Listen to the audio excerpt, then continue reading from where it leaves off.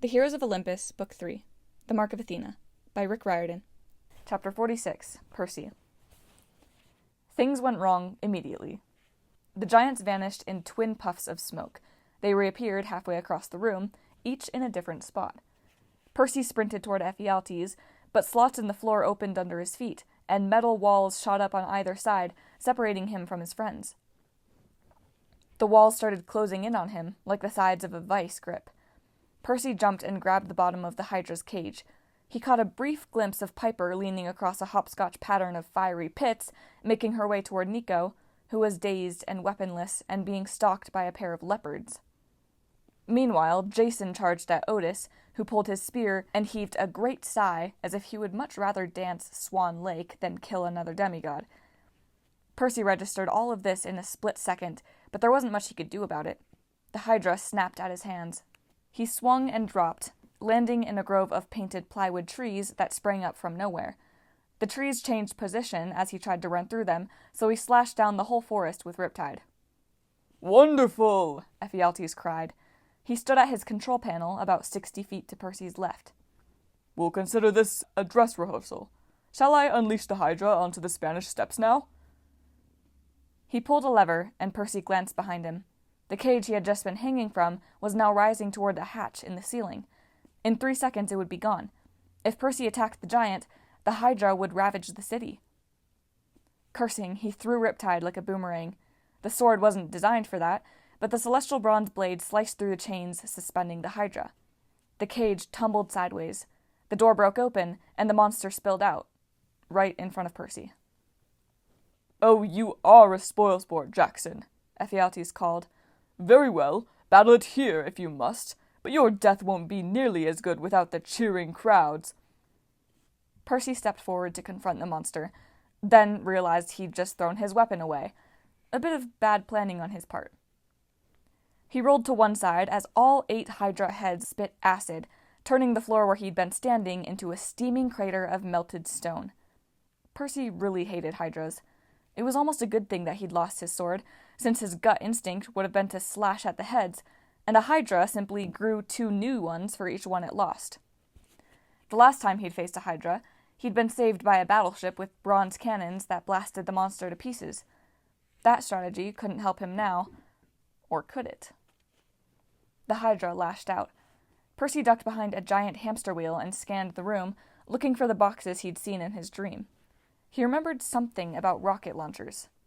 At the dais, Piper stood guard over Nico as the leopards advanced. She aimed her cornucopia and shot a pot roast over the cats' heads. It must have smelled pretty good, because the leopards raced after it.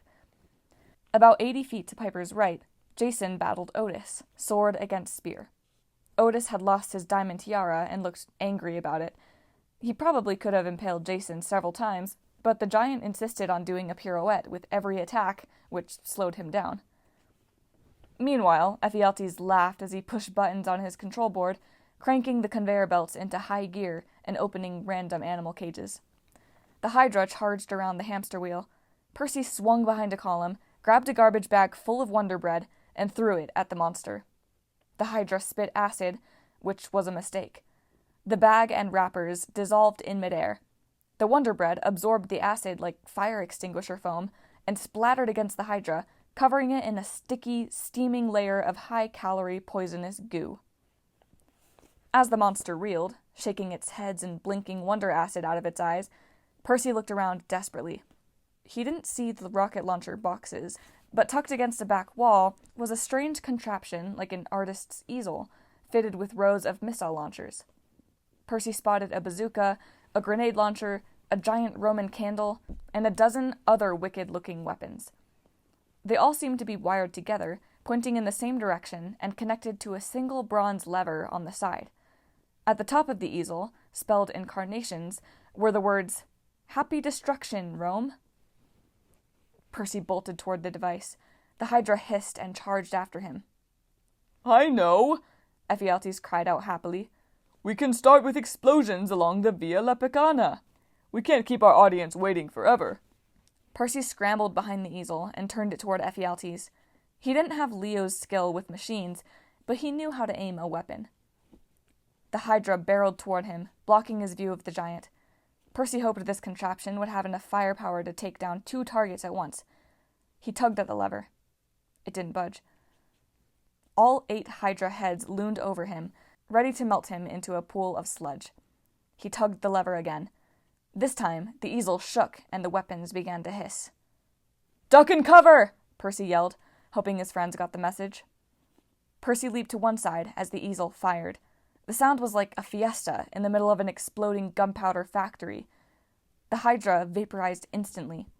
Unfortunately, the recoil knocked the easel sideways and sent more projectiles shooting all over the room. A chunk of ceiling collapsed and crushed a water wheel.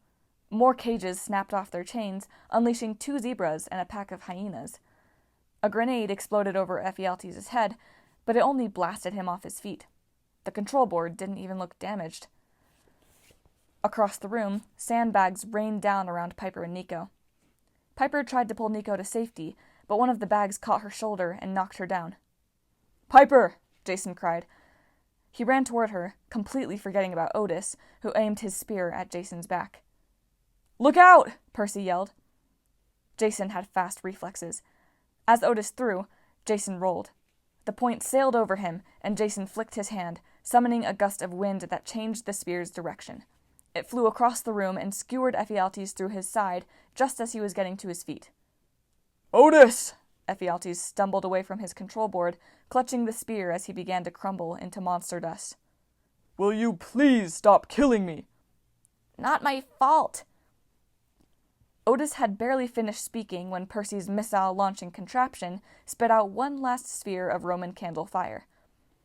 The fiery pink ball of death, naturally it had to be pink, hit the ceiling above Otis and exploded in a beautiful shower of light. Colorful sparks pirouetted gracefully around the giant. Then, a 10-foot section of roof collapsed and crushed him flat. Jason ran to Piper's side. She yelped when he touched her arm. Her shoulder looked unnaturally bent, but she muttered, "Fine, I'm fine." Next to her, Nico sat up, looking around him in bewilderment, as if just realizing he'd missed a battle. Sadly, the giants weren't finished. Ephialtes was already reforming, his head and shoulders rising from the mound of dust. He tugged his arms free and glowered at Percy. Across the room, the pile of rubble shifted, and Otis busted out. His head was slightly caved in. All the firecrackers in his hair had popped, and his braids were smoking. His leotard was in tatters, which was just about the only way it could have looked less attractive on him. "Percy!" Jason shouted. "The controls!"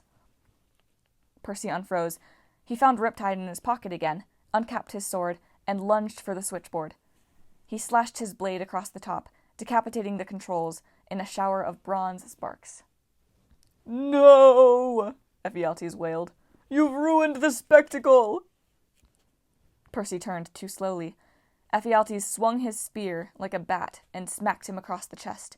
He fell to his knees, the pain turning his stomach to lava. Jason ran to his side, but Otis lumbered after him.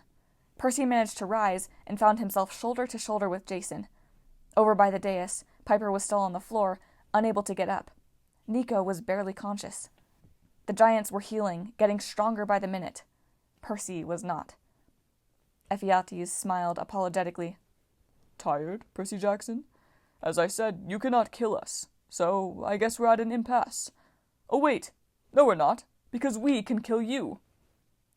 "That," Otis grumbled, picking up his fallen spear, "is the first sensible thing you've said all day, brother." The giants pointed their weapons, ready to turn Percy and Jason into a demigod kebab. "We won't give up," Jason growled. "We'll cut you into pieces like Jupiter did to Saturn." "That's right," Percy said. "You're both dead. I don't care if we have a god on our side or not." "Well, that's a shame," said a new voice. To his right, another platform lowered from the ceiling. Leaning casually on a pine-cone-topped staff was a man in a purple camp shirt, khaki shorts, and sandals with white socks. He raised his broad-rimmed hat, and purple fire flickered in his eyes. "I'd hate to think I made a special trip for nothing."